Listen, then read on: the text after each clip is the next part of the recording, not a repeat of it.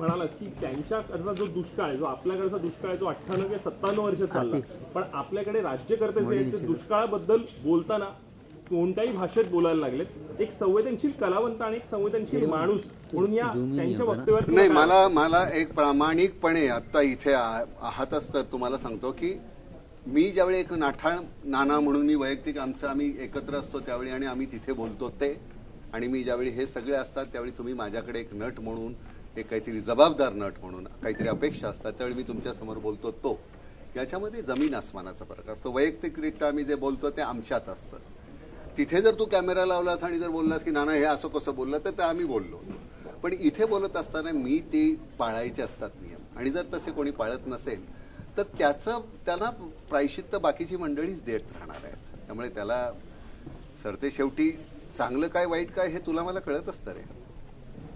म्हणजे तू हा प्रश्न विचारतोय अजितवरनं, मला माहिती आहे, पण अजितचं चुकलं होतं, अजितने त्याची माफी मागितली, पण हे चुकलं हे त्याच्या बोलल्यानंतरच त्याच्या लक्षात आलं असेल.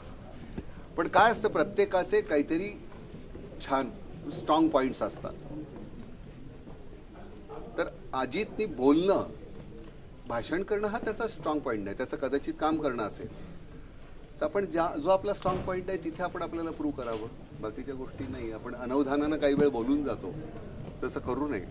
आणि निश्चितपणे शब्द हे तुम्हाला फार विचित्र कुठल्या कुठे नेऊन ठेवतील, वर नेतील, खाली नेतील, कुठेही नेतील. आणि ही आपली जबाबदारी, म्हणजे सामाजिक तुम्ही हे झाल्यानंतर, म्हणजे काय पद्मश्री मिळाल्यानंतर मला तर भीतीच वाटायला लागली. मी काय बोलतो, कुठे बोलतो, कसं उभं राहायचं, आता इथं उभं राहायचं का नाही चालणार, कोणीतरी पटकन फोटो काढेल, असं उभं राहून कसं करत चालेल, असं मला सतत वाटतं. कारण त्याच्याबरोबर येणाऱ्या जबाबदाऱ्या फार महत्त्वाच्या आहेत. पद्मश्री मिळणं हे एक म्हणजे कठीण आहे, पण ते सोपं आहे म्हणेन, पण ती टिकवणं हे फार कठीण आहे. कारण ती परत घेतली तर त्याच्यासारखा अपमान नाही आहे. त्यामुळे हे सगळं तुम्हाला सांभाळायला पाहिजे. फार महत्त्वाचं शस्त्र आहे रे.